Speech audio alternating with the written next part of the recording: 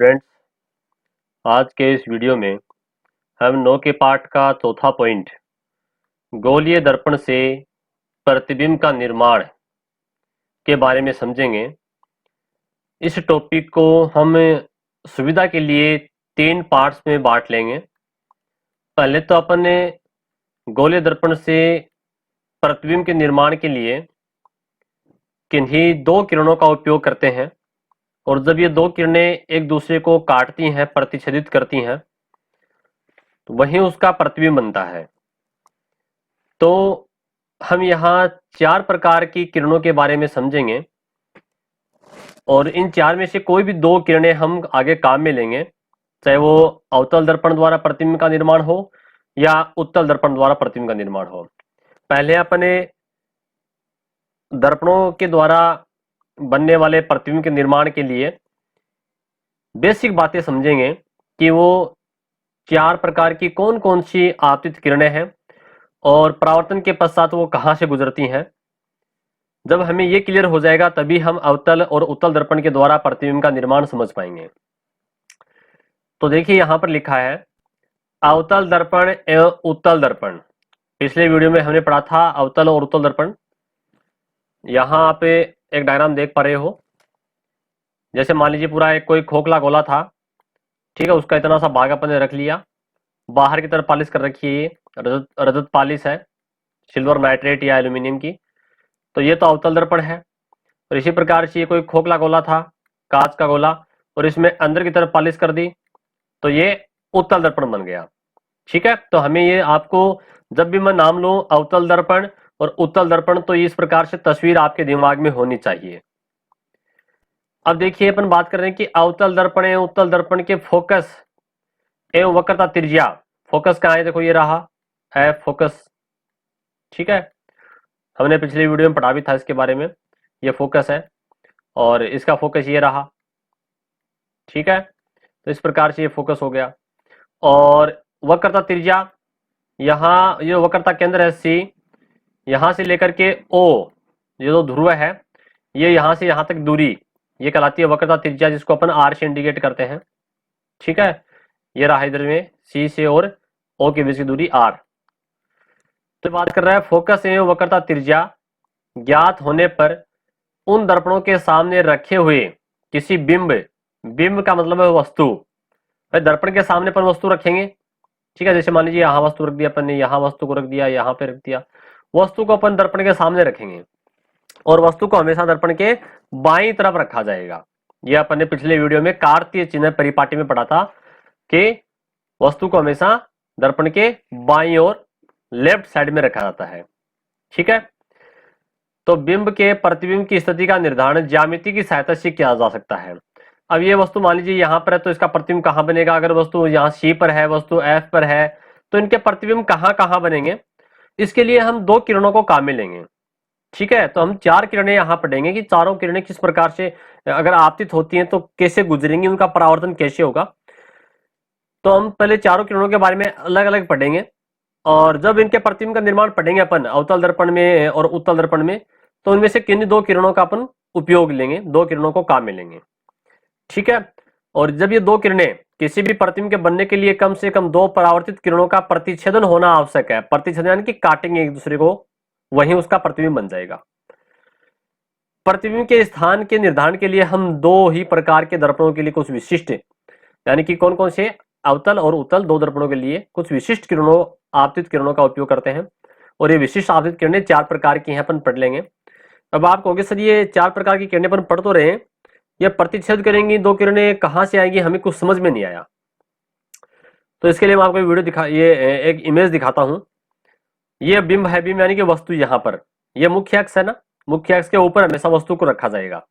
ठीक है, तो इससे एक किरण तो ये निकल रही है, ये टकराएगी दर्पण से, इसका परावर्तन होगा और फोकस बिंदु से गुजर जाएगी।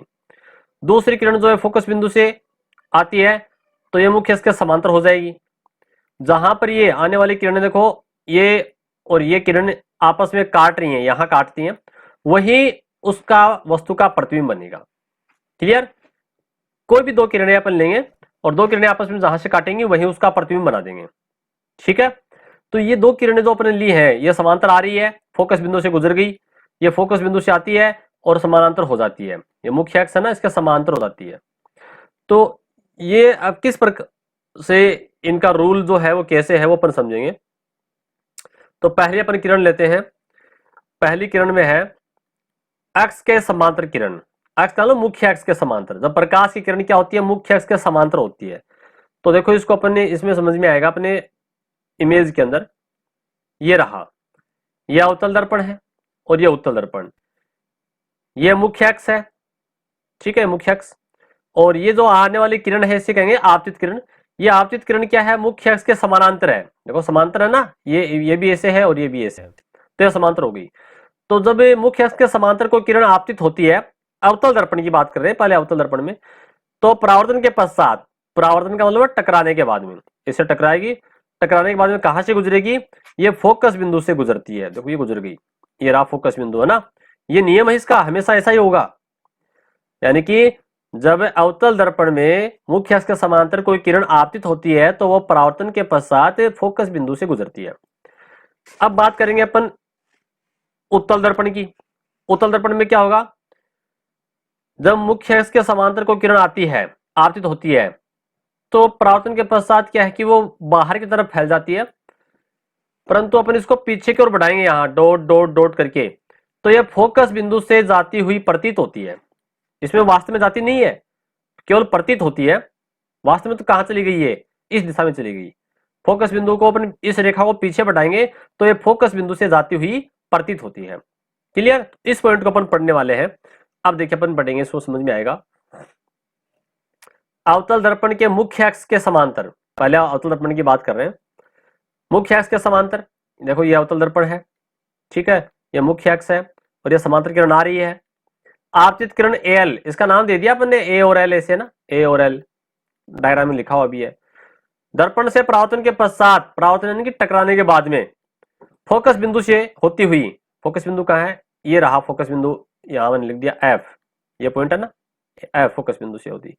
एल डॉट ए, एल तो ये है, यहां मैंने ए डॉट कर दिया, इसको ए डैश कर दिया, दिशा में गमन करती है। ठीक है, क्लियर, कोई दिक्कत नहीं। ये किरण आने वाली और ये परावर्तित किरण। ये तो बात होगी अवतल दर्पण की। अब बात करेगा उत्तल दर्पण की। उत्तल दर्पण में क्या था, प्रकाश, उत्तल दर्पण इस प्रकार से था, ठीक है ना। ये इसका मुख्य अक्ष हो गया, ये समांतर किरण आती है, परावर्तन के पश्चात ये ऐसे चली जाएगी, ठीक है, पीछे की तरफ बढ़ाएंगे डॉट डॉट डॉट करके ऐसे, तो यहां जिस बिंदु पर काटती है वो फोकस बिंदु। क्लियर। तो अवतल दर्पण में एल, मान लीजिए ये रेखा ए, यहां मैंने नाम दे दिया इसको, ये ए और ये एल, ठीक है। किरण परावर्तन के पश्चात अपसारित होती है, अपसारित होने की दूर फैल जाएगी, दूर बाहर की तरफ चली गई, जिसे पीछे की ओर बढ़ाने पर, इस रेखा को मैंने कहां बढ़ाया, पीछे इधर बढ़ाया, ठीक है, फोकस बिंदु पर मिलती है। ये वास्तव में मिलती नहीं है, मिलती हुई प्रतीत होती है। लिखा ना कि देखो ऐसा प्रतीत होता है, ठीक है, वास्तव में नहीं मिलती, ऐसा प्रतीत होता है कि परावर्तित किरण एल ए डैश फोकस से अपसारित हो रही है। तो इस प्रकार से पहला पॉइंट अपन ने समझा। ये चार प्रकार की किरणों को अपन समझेंगे, ये इसके डायग्राम दिया हुआ है।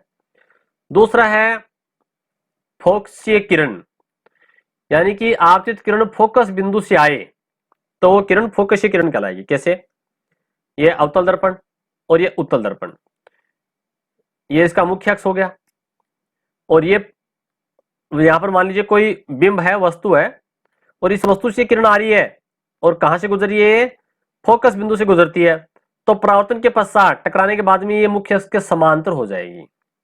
क्लियर।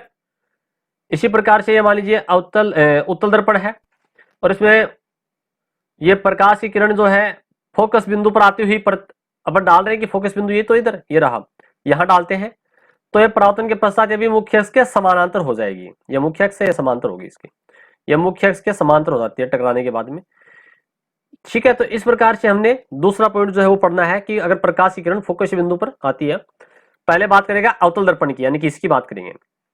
अवतल दर्पण के फोकस बिंदु से, ये रहा फोकस बिंदु से गुजरने वाली किरण बीएम, इसको नाम दे दिया अपन ने बीएम, ये आ रही है बी और एम, ठीक है।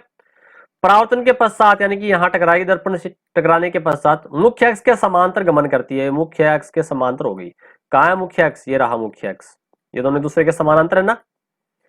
इसी तरह उत्तल दर्पण, अब बात कर रहा है उत्तल दर्पण की, चलिए देखते हैं। उत्तल दर्पण के मुख्य फोकस की ओर जाने वाली किरण, ये इसका फोकस बिंदु है, और इधर जाने वाली किरण ये भी क्या होगा, परावर्तन के पश्चात मुख्य अक्ष के समानांतर हो जाएगी। ये मुख्य अक्ष से इसके समांतर होगी। ठीक है, परावर्तन के पश्चात नाम दे दिया इसका एम बी डैश दिशा में मुख्य अक्ष के समांतर गमन करती है। दो किरणों के प्रकार हो गए, अपन चार पढ़ेंगे। तीसरा दो प्रकार है वो है अभिलंब किरण। अभिलंब का मतलब होता है 90 डिग्री पर। ठीक है, दोनों दर्पण जो है उसके 90 डिग्री के ऊपर अपन प्रकाश की किरण आपतित करेंगे तो उसमें वो वापस उसी दिशा में लौट जाएंगी। ठीक है, तो देखिएगा यहाँ पर पहले अपन डायग्राम से थोड़ा समझ लेते हैं इसको। ये अवतल दर्पण और ये उत्तल दर्पण।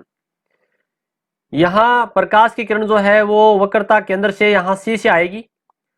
ठीक है, और यहां पर ये बिल्कुल 90 डिग्री पर है। ठीक है, और ये सी से ही वापस लौट जाएगी। तो परावर्तन कोण शून्य हो गया, यानी जिस डिग्री पर आती है उसी डिग्री पर ये वापस लौट जाती है। ये आती हुई, ठीक है, आने का निशान है, और ये टकरा करके वापस जाती हुई ये जाने का निशान है। ठीक है, ऐसा यहाँ पर उत्तल दर्पण में होगा। ये ऐसे मानते हैं कि वक्रता केंद्र पर प्रकाश की किरण आती है, आती तो यहीं तक है और यहां से टकराएगी और वापस लौट जाएगी। ठीक है, तो यहां पर अपन को इसको समझना है। क्या लिखा है, अभिलंब किरण। दोनों ही प्रकार के दर्पणों में वक्रता केंद्र यानी कि सी, ये पॉइंट से गुजरने वाली किरण अथवा वक्रता केंद्र की ओर आपतित किरण, ये वक्रता केंद्र की ओर आने वाली किरण, ठीक है, परावर्तन के पश्चात यानी कि टकराने के बाद में पश्चात पुनः उसी दिशा में गमन कर जाती है, वापस उसी दिशा में लौट जाएगी। इसका कारण यह कि वक्रता केंद्र से दर्पण के प्रत्येक बिंदु को मिलाने वाली रेखा दर्पण के उस बिंदु पर अभिलंब होती है। अभिलंब यानी कि 90 डिग्री के कोण पर होती है। ठीक है, अतः आपतन कोण परावर्तन कोण इस स्थिति में शून्य होता है। क्या होगा, जिस डिग्री पर वो आती है उसी डिग्री पर वो वापस लौट जाती है। ये 90 डिग्री पे आती है, 90 पर वापस सीधी लौट गई, तो इन दोनों के बीच में आपतन कोण और परावर्तन कोण क्या हो गया, 0 हो गया। ठीक है, चलिए बात होगी तीसरी प्रकार की किरण। अब बात करेंगे अपन चौथी प्रकार की किरण। चौथा तो प्रकार है वो है तिर्यक किरण। ठीक है, तिर्यक किरण में क्या होगा, अपन जो आपतित किरण है वो ध्रुव पे डालेंगे अपन। जैसे ये अवतल दर्पण, ये उत्तल दर्पण, ये कोई यहाँ पर कोई वस्तु मान लीजिए। ठीक है, वस्तु या बिंब है, और उससे अपन दो किरणें लेंगे काम में। फिलहाल अपन एक एक किरणों के नियम पढ़ रहे हैं, फिर अपन दो किरणें साथ साथ लेंगे आगे। ठीक है, जब अपन अवतल दर्पण में प्रतिबिंब कैसे बनता है, उत्तल दर्पण में प्रतिबिंब कैसे बनता है, उसको समझेंगे तो दो किरणें काम में लेंगे अपन। इन चार में से कोई दो लेंगे, जो चार अपन पढ़ रहे हैं ना, तो इसलिए अपन इनको चारों को पढ़ना समझना जरूरी है। तो देखिए, मान लीजिए बिंब में से कोई वस्तु, प्रकाश की किरण जो है वो यहां से आ रही है और इस ध्रुव पर, ठीक है, ओ बिंदु पर यहां परावर्तित होती है और इस प्रकार से लौट जाएगी। तो इसमें खास बात यह है, इसे अपन तिर्यक बोलते हैं। इसमें जो आपतन कोण है आई, जो कोण बना रही है मुख्य अक्ष के साथ में आपतित किरण, ठीक है, वो परावर्तन कोण जो है दोनों बराबर होंगे। ठीक है, यानी कि यहाँ पर आपतन कोण आई और परावर्तन कोण आर का मान बराबर होता है जब ये ध्रुव पर आपतित होती हैं। ठीक है, तो परावर्तन के पश्चात आपतन कोण परावर्तन कोण के बराबर होगा। अब देखिए क्या लिखा है तिर्यक किरण में, दोनों ही प्रकार के दर्पणों के लिए दर्पण के पृष्ठ पर आपतित तिर्यक किरण परावर्तन के पश्चात परावर्तन के नियम के अनुसार, परावर्तन का नियम क्या था, आपतन कोण परावर्तन कोण के बराबर होता है, दूसरी तिर्यक दिशा में गमन कर जाती है। अर्थात यहाँ यह ध्यान देने योग्य बात है कि तिर्यक रेखा दर्पण के जिस बिंदु पर आपतित होती है उस बिंदु के वक्रता त्रिज्या को मिलाने वाली रेखा से तिर्यक रेखा जो कोण बनाती है, यानी कि आपतित किरण जो कोण बनाती है वो आपतन कोण कहलाएगा। कौन सा, देखते हैं अपन, ये ऊपर वाला, ये इसकी बात कर रहा है, ये मुख्य अक्ष है और ये तिर्यक रेखा है, तिर्यक किरण कहेंगे इसको। ये जो कोण बना रही है मुख्य अक्ष के साथ में, ये आपतन कोण है, और ये परावर्तन के पश्चात जो कोण बनाती है यहाँ, ये परावर्तन कोण है, अभी पढ़ा था अपन ने। ठीक है, तो ये बात होगी आपतन कोण की।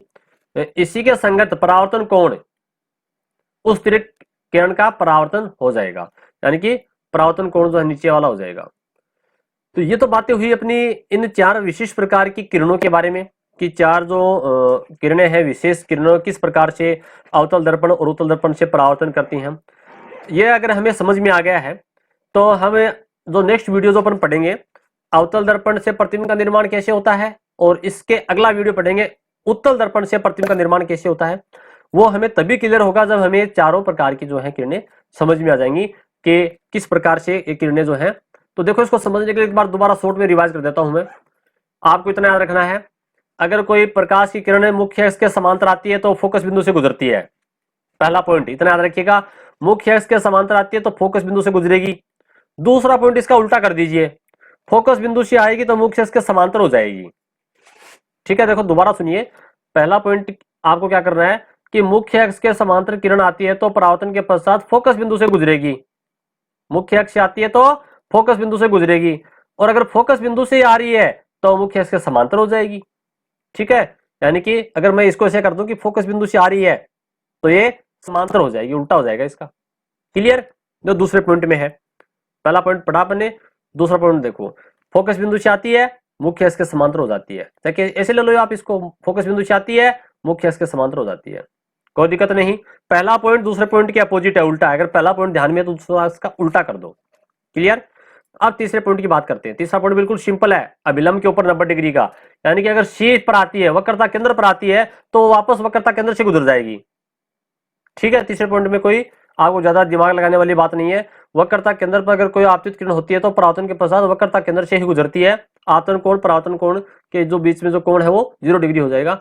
चौथी जो किरण है तिर्यक किरण, तिर्यक में क्या होगा, ध्रुव पर आती है, ठीक है, और परावर्तन के पश्चात जब गुजरती है तो उसका आपतन कोण आई और परावर्तन कोण का मान बराबर होगा। अगर आपतन कोण 50 डिग्री है तो परावर्तन कोण भी 50 डिग्री होगा।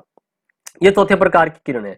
तो ये चार विशेष प्रकार के परावर्तन के जो किरणों के नियम है, ठीक है, कि परावर्तित किरण जो है अवतल दर्पण और उत्तल दर्पण से विशेष प्रकार की जो किरणें हैं वो किस प्रकार से गुजरती हैं परावर्तन के पश्चात। अगर हमने चारों पॉइंट समझ लिए हैं तो उसके आगे के दोनों अपन दर्पण पढ़ेंगे, अवतल दर्पण द्वारा प्रतिबिंब का निर्माण और उत्तल द्वारा प्रतिबिंब का निर्माण, वो हमें समझ में आएगा।